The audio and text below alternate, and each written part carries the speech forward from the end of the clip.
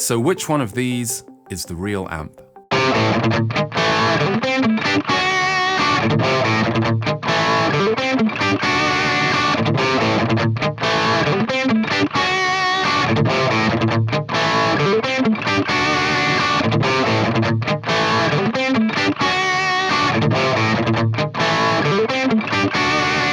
So if you answered C on that, unfortunately, you weren't correct. None of them were the actual amp, but I thought I'd start off with that idea and then take a closer look at how each of these profiling devices or plugins compare to the real thing. So today we'll be comparing Tonex, Nano Cortex, Neural Amp Modeler, and then the actual amp itself. Now for some quick housekeeping before we get into the various tests. What I did to make things as sort of equal as possible is that I recorded DI tracks onto the PC, and then using the Palmer Trave, so a reamp box, I sent that out to the amp, and I also sent that out to the Nano Cortex and then recorded it back in through my interface. So in that way, at least the variables of like how I played the guitar stayed the same, so it's the exact same DI track that's going into each of the devices.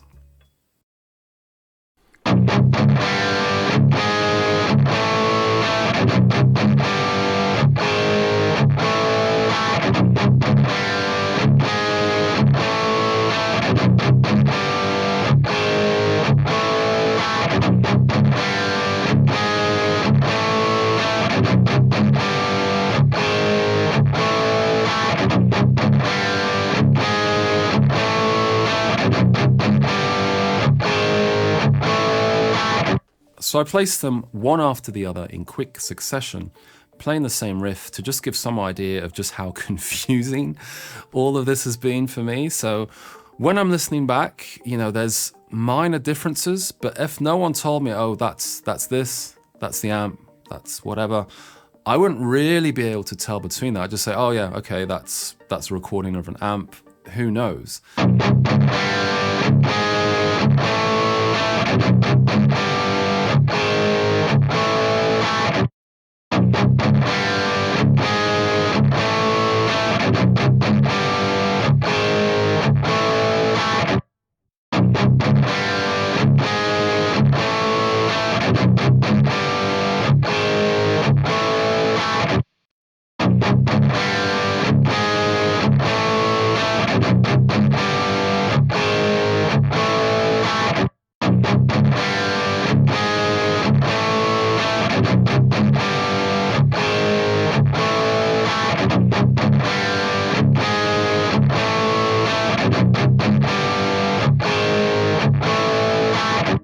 All three of those profiles that were captured, you know, they're great tones in itself.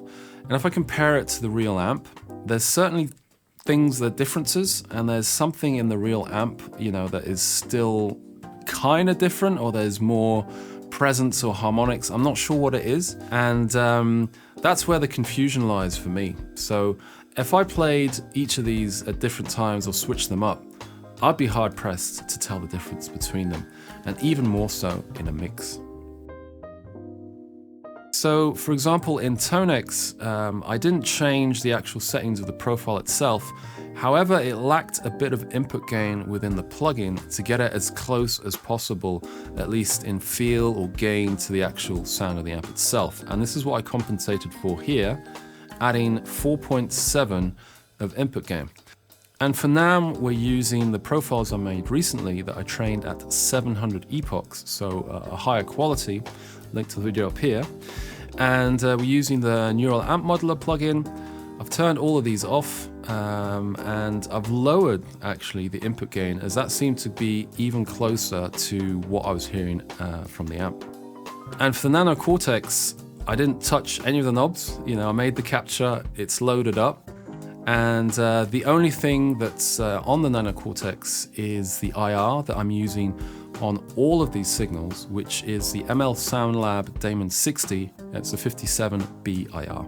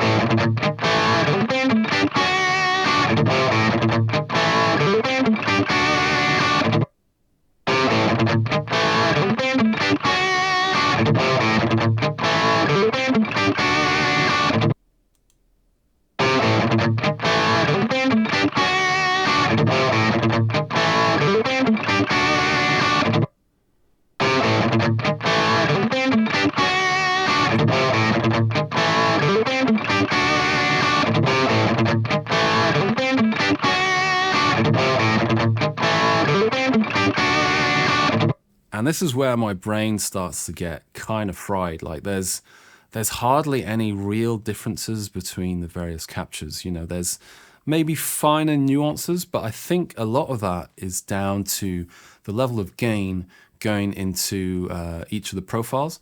I did my best to match them as well as I could, but there'll still be minor differences, which I think that's sort of making the difference.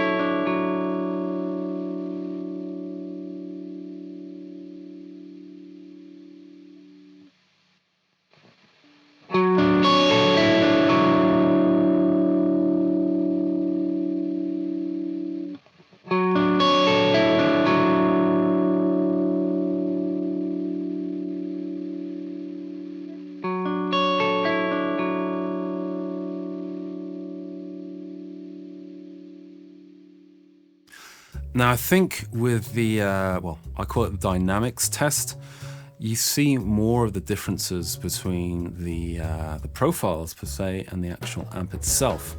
And that's where, for me, the different levels of gain are a lot more apparent. I felt, for example, that the Nano Cortex, it seemed to have a touch more gain, and it wasn't the signal per se, but I think it's maybe in the actual capture process itself that we're seeing the sort of differences that we get in the profiles.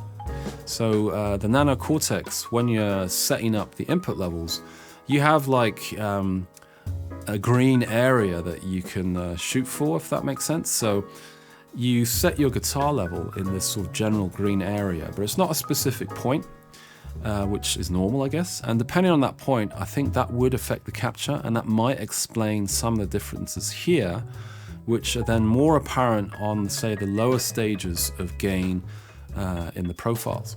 So these sort of things at high gain are maybe less perceptible, but they come across more when you start using a test like this, or guitars with lower output pickups, and more minute differences. They come out a bit more.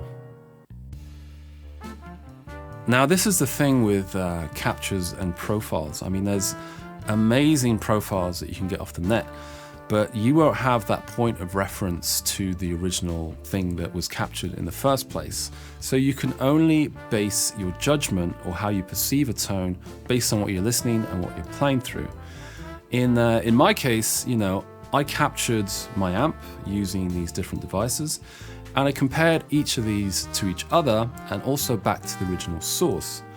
But this is where sort of the confusion part comes in, or like the brain melts, in that, you know, each of those tones are not only more than usable, they're like good tones. You know, they have a great feel to them, a good response, and I could certainly use them in whatever situation I feel like, be it recording, maybe even at session gigs or something like that, depending on the device that I'm using. So ultimately, the differences that we're hearing, if any, are just in how things were captured at the point in time they were captured.